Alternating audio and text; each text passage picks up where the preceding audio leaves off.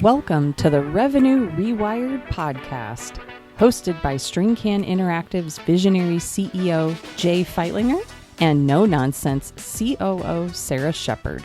We're here to accelerate your revenue and give your marketing purpose. Well, hello, and welcome to this week's episode of the Revenue Rewired podcast. Hello, Jay. Hey, Sarah, how are you today?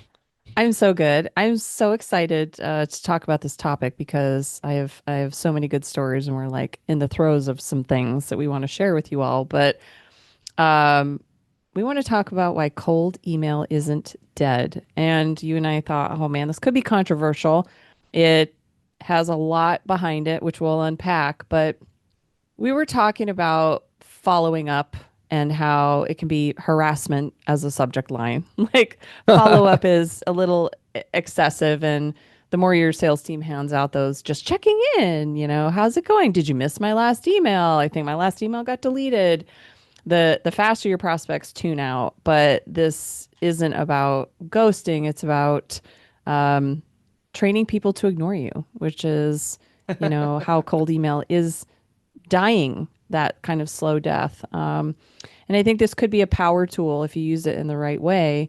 And, it could feel a lot like banging your head against a wall. However, you and I both have personal stories to share, one of which came to mind where I think it was earlier last week. I had been listening to this podcast called Love Strategies. As a single lady, I'm learning all kinds of stuff, and I really enjoy these two guys and their podcast, which actually inspired how you and I go back and forth, like how I was able to structure our own podcast was listening to Gary and Adam. And it probably has been a year plus of listening to this podcast, and I finally scheduled one of their consultation calls last week. And the same thing happened the year before, listening to Lewis Howes's podcast, The School of Greatness. It was about a year, and then I bought a ticket to his summit, and I'm going again for the second time this year. And so, you and I have talked about the whole touches and follow up, and yeah, it's a long game, but it really kind of made me second guess the evilness that cold email gets. What about you? I mean, to your point, when you kick this off, when I think about my conversations with business leaders, this topic is the one that gets people the most fired up. For example, often when we do the strategy work for our clients, we'll talk about some of the ideas we have around, tactics for either on the outbound side, with sales enablement for their sales team on doing biz dev outreach, or, inbound marketing on doing nurturing, with workflows and whatnot. And typically, we'll talk about the idea of wanting to have a conversation with some of their prospective or current clients just to kind of get some point of view. And when we get to the question of how would you feel if you were reached out by this company, via cold email, it just, I would say 99% out of, the 100, are like, oh my God, I hate it. It's the stupidest thing in the world. It's so disruptive. The minute I see it, I mark it as spam, blah, blah, blah, blah, blah. And so, it was interesting. Probably a few months ago, after we built our 12th millionth, email cold outreach campaign, I got on a call with someone that responded to one of my emails, and when I was talking with her about this as being one of the things that we're helping a lot of our clients with, she was like, "Oh my God, I just think that's so cheesy. I do not want us to consider doing that." And without being condescending, my response was to her, "Well, why'd you get on the call with me today?" And then she started giggling because then she realized that she had responded to one of my emails for that email that I sent her to get on a call with me, and only became a conversation we had because she got a few of my emails and found them really valuable. So it just was really interesting how there's this perception out there that, cold emails is dead and it's disruptive. And I just have found that the tactic isn't the problem. It's the strategy and how you use it and the value you deliver. And that's the part where I think that not only are we having great success with it for ourselves, but also for a lot of our clients. And I just think it's a different way of how we're thinking about it, because it's a very efficient, cost effective, and can be strategic if done the right way. Yeah, I mean, That is funny, and I'm reflecting as you were talking that she gave you, the time of day, and there are a couple of partners and vendors that we work with that frankly came from cold email. Like it's another level of community, and I get it if you're super spammed out and you're so annoyed. Like there is a lot of email. It's just it's a lot. It's an easy way. There's just no other words to describe. Some people I see, you and I both have a friend, and we've seen their badge, and it's like 1,000 plus. Like they have Yep. hit the limit on the badge on their email, and people like that gives me heart palpitations, and I could completely understand. But that's partly why I go through and just weed out the stuff that I'm not interested in, but I don't kill it forever because you never know when you might need it. And so I think what you and I want to debunk a little bit is, that the follow up will persist but never result. I think that is untrue. But the metrics can be hard to ignore too. Like some of the data that we're seeing and the number, I swear, it doubles every time I look at it. Like right now, it's what, 14 touches per lead is what it Yep. takes to get them to become a convert. And that is Well, a lot of work. Well, I guess I want to share on that because I think, again, we're probably going to throw out a couple of stats like that. And this is an interesting chat I also had recently with a Rev Ops director at a prospective client we're thinking about working with. And I brought up that conversation. He said to me that he heard it was closer to like the 9 to 11 or whatever it was, and I came back with the number you just said. I'm like, it's typically about 12 to 15 touches, and he's like, that just seems so disruptive and annoying to be spamming someone 15 times. And I'm like, well, first of all, you're already thinking about it the wrong way because we're not trying to spam them. We're trying to deliver value, but we're not saying that all those touch points have to be an email. And he's like, what are you talking about? I'm like, look, you want to kind of fish where the fish are at. And I walked him through a strategy and not only how we do it for ourselves, but also for other clients, is that those touch points could be, in numerous different, vehicles. Obviously, email is definitely going to be one of them, part of this conversation we're having today. But, other touch points could be a direct mail. It could be a phone call. It could be a social media connection. It could be just so many different things that you do.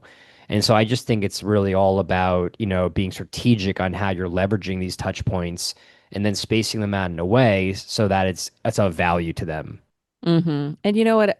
It's funny, like you and I have noticed a couple of tricks too, where it's like the forward from a coworker, and Hmm. but people are trying to fast forward, fast track, I guess, trust, but every time you use that of just checking in without adding new value, you're just training prospects to delete it faster because what it reminds me of is that Family Guy episode. There's several of them where Stewie's like, "Mom, mommy, mother, mom, mom," Oh, and I it's hate like any that. any parent can Mother, mommy, say mommy. yes.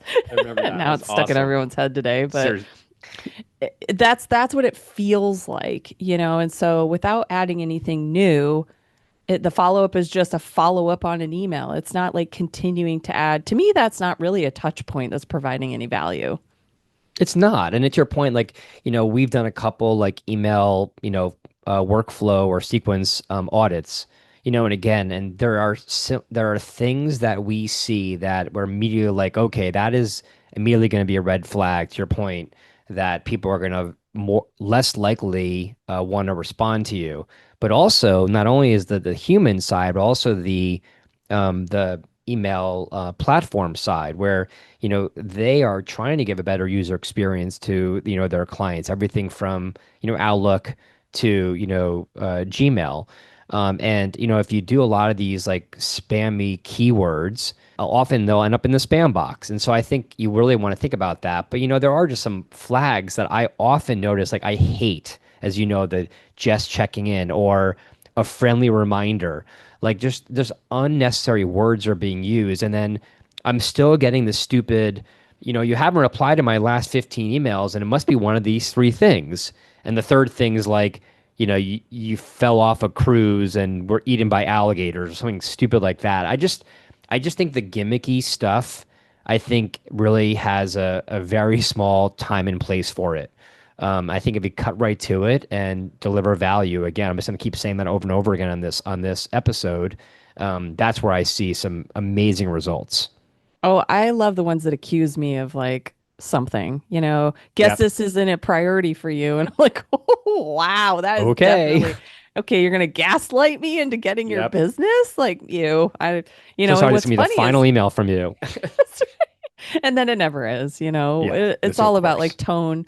But to your point, what our next point in this podcast is like becoming relevant and providing value and adding on. So it's not just I'm here, hi, I'm here, and nothing is changing. People don't respond well to that because if they weren't interested in the first place, you know, then they're not going to be interested in the exact same thing you're providing for the 18th time.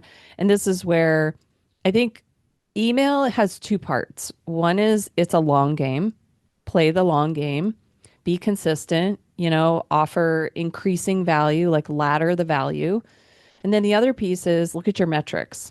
You and I have looked at the sequences multiple times, and you kind of keep learning. And HubSpot has the coolest A/B test tool, and being able to do that without having to manually do it is great.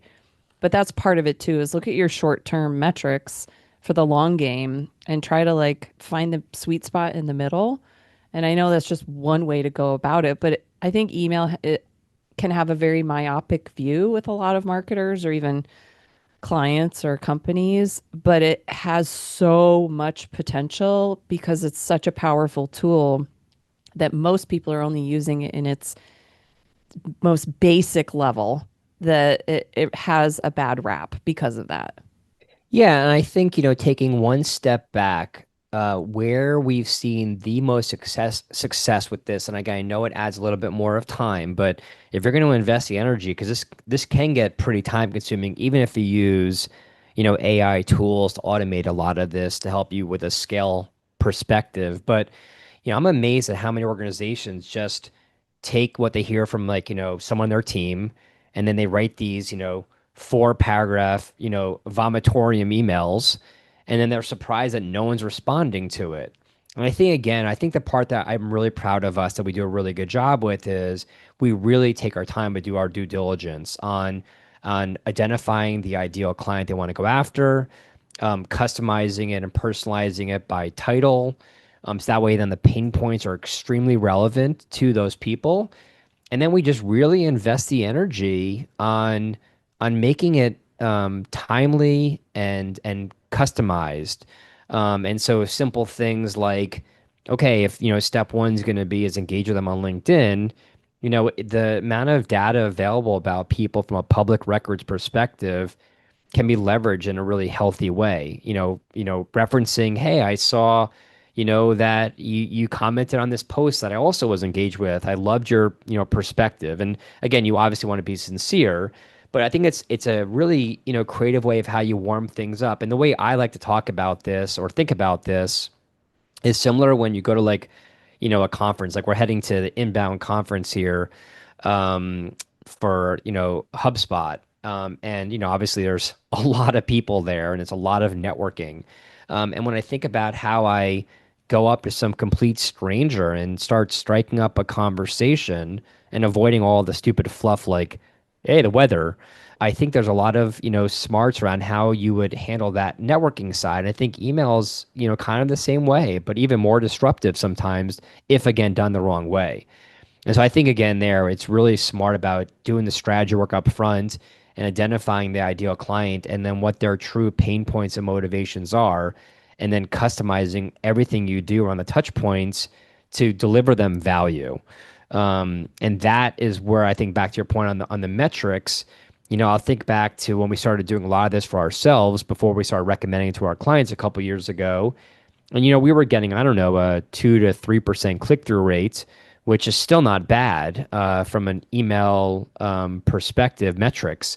But now we're getting, 30% plus on some of these campaigns, which obviously is amazing. And so you just keep on, you know, modifying it based upon the results and looking at the analytics and just constantly customizing and A/B testing it, like you said.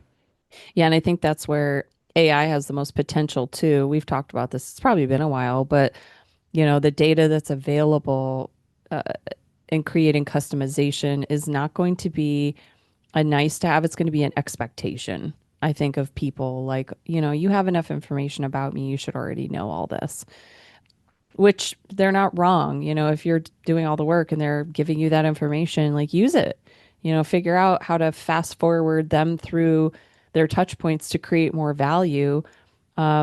Otherwise, what's the point of learning all that information and gathering all that Mm-hmm. data? And It's a great so point. if you're sending a cold email and the only thing that's changed about it is the date, well, your expectations should be no different. Sorry, not sorry. And I think I think you said less is more. And if you didn't, then I put the words in your mouth. But, I was being thinking it. more, I think we have, what is it? ESP, right? Um, at this point in 10 years, we're reading each other's minds, but Which is scary. yeah, they really, I do think less is more here. And it is a piece of the pie. And it's one of the best ways in which you can stand out and be different. Like it's probably been a while, but I remember probably 2 years ago or so getting an email and it was very customized. It was this awesome Loom video from someone trying to get some freelance work in the content realm. And I was so impressed because it truly was custom. It wasn't a robot, it wasn't AI. It was timely. It was effort. I could tell they put in effort, I think is what really got me. And, we ended up working with them for a little while, but I found that so unique and different that it wasn't the usual, like, here's how your website sucks and here's a video of me walking you through how to fix it. It's like, okay, but everyone's using that tactic. So that wouldn't necessarily work for everyone unless it was something unique to their skill set, for example. So for this content person, sending out that customized video of how I could really help you, and it was of course for us, but I we ended up working with them for a client. I think there are just different ways to spice it up, and add a little flavor. Make it spicy. No, Yeah. I think, that's why I love the world that we live in now is, there is, like I mentioned before, so much data at your fingertips that you could leverage. And I think again, back to like the strategy, every client we have, and even for ourselves, the approach is often somewhat similar, but the messaging and the positioning and whatnot obviously is where it's so unique. But, I think with every client we have, even for ourselves, there are, like brand signals out there that, help you identify when the timing might be right. And that's usually what I find is timing is just so amazing. The emails that we see for our clients and ourselves when we get the best response rate on being open to having some kind of meeting, very often the response is like, "Oh my gosh, you might be reading my mind. We're talking about this on our team, and we need exactly help on solving that problem." And it could be like, how do we leverage AI for SEO, and how do we launch a new marketing campaign, or how do we get X number of more quality leads a week. It's like all those kind of things, but the timing I think is key, and so there are so many things you can use as far as signals go to really help identify, when the company may be most open to wanting help. For example, like some of our clients, if their ideal client they're going after, is secured around a funding, that implies they're in growth mode. And so if our client is responsible for helping address, that growth need, then, it's like, hey, congratulations on your last round of funding. We saw this and blah, blah, blah. And then here's how we could, help you. And that's the part, I think we'll talk about here in a second. But, where I'm noticing a lot of companies fail miserably at this is, and honestly, we were that way at first when we started doing this a lot, I don't know, let's say 7, 8 years ago. We learned quickly that the if you open up the emails with all about you and how wonderful you are, it's like boring, mark as, unsubscribe. And I think what we found is that the faster you talk about them before you talk about yourself, you're going to have a much better chance of building trust. And I just I love when we talk through the podcast because I come up with some crazy ideas. And Oh this no. one, if you're gonna test an email, for example, and you're like just really not sure how it's gonna land, because I think let's be real, the hardest thing to do is write emails about yourself when you also are annoyed by the process. Like I think you go in with this not defeatist mentality, but it's like, oh, I just want this to be so different. There's so much pressure that's going into ideating and building. And, you just don't want your email to sound like everyone else's chat GPT driven emails. But if you maybe took your email and tested it unwittingly on maybe someone else in the company and changed instead of your name and made up like, I don't know, a fake domain, you figure it out.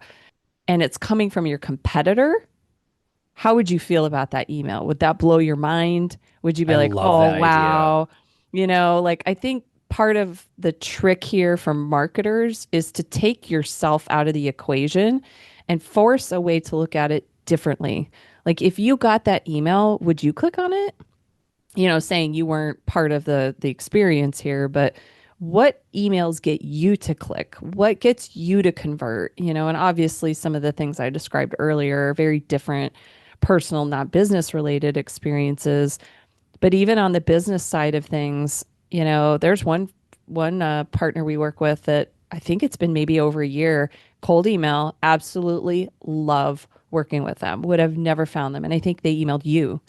Yep. Um, and it's been great. And so, if you could just find a way to maybe unkink your mind and the biases that you have, that's probably the first step into getting a successful cold email campaign is to just think differently about it. And maybe if you need to map out the pain points that your customers are experiencing and then what tactics backfill into that, that you're not just regurgitating maybe the same pain point over and over again. How are you leveling this up? Like, how can you make it 10% better each time you send them an email?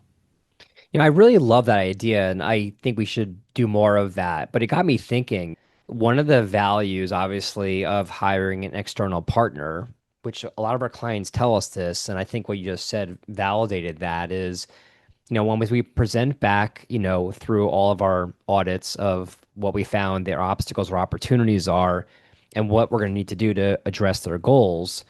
Often we're like, oh, the clients are like, oh my God, I can't believe I didn't think about that. And to be fair to them, I think when you're living so deep inside of your organization, it's often hard to see things from a different point of view. And so your idea, I think, could be a really great tool or process that people could follow because it might help you see things through a different lens. But what I do want to say again, another caveat on this is, you know, the hardest part I think for all of us, especially marketers, is looking at it from the lens of not your personal opinion, but instead of the customer you're trying to reach, and which I know is very, very hard. And so I think, for example, like, it goes back to a past podcast we had where, our client, her favorite color was purple. And so, it wasn't even part of their brand standards. And so she wanted purple included in things. And what we found is that wasn't really resonating with their ideal audience. And so it took some conversations to have the tough discussion on we got to develop the strategies of what's best for the audience, not for yourself. And so I think what I wanted to share is when you gave that example, I definitely want to be having people leveraging that. But when you look at it from like if this came from a competitor, just make sure you're looking at it from the point of view of the actual person it's going to be going to and not maybe your own bias. 'Cause I think it's really hard sometimes to put yourself in the shoes of that end customer. But I love that idea because I think kind of like looking in the mirror from a different point of view, I think it'd be a really healthy way to realize, some constructive feedback for yourself of where you have some opportunities to really improve the tone and the points you're trying to come across. Yeah, and like a challenge could be if you're really struggling with, I don't know, man, I'm having a hard time is take yourself out of the digital space and print out like your last 10 cold emails from a sequence or maybe multiple sequences and get your team together. I would do get sales and marketing together because they definitely need to be aligned on this messaging and then say, let's go through and grade these emails. Like, would you reply to it and get an average score and then go back and look at the metrics and see how disconnected you might be from the actual experience someone receiving the email is getting? Because it might be an A plus to you, but is maybe your worst performing email out of the last 10. And I think like Smart. starting with that and challenging your thinking and to go, you know what, maybe I'm not actually understanding what is going on. Like what we're trying to say isn't resonating.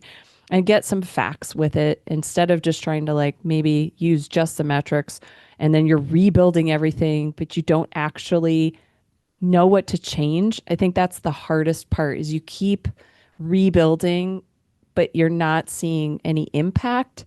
That's probably one of the most painful things about cold email. And so, maybe take yourself into like an analog boardroom and do a little like paper printing. If you don't have a printer, go to Kinko's. I don't know.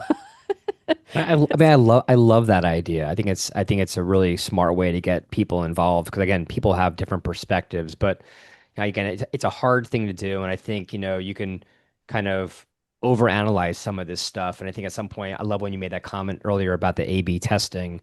I think you just got to go with what you think is going to be good enough, and obviously, you can have a firm like us helping with developing the right strategy and the messaging. But I think having the A/B testing and just keep on working at it, you're going to find that on the long game comment you made, I'm amazed looking at the last couple of years of data, how much our metrics improve time over time. And then also, and often what we've seen is, when one campaign that might be performing absolutely amazing, 6 months later, it might have some issues. And again, there it could be just, timing, new competitors, market economic conditions out of your control. There's a lot of variables in play here. So I never would do a set it and forget it model. Cold email isn't cold. You're just probably impatient. I love that.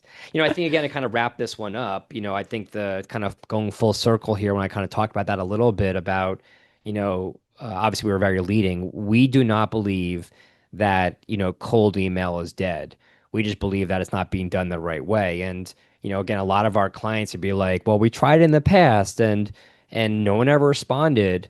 And they were like, this is not going to be a good strategy. And what we kind of come back with is, it's not that the contacts, don't want to buy from you.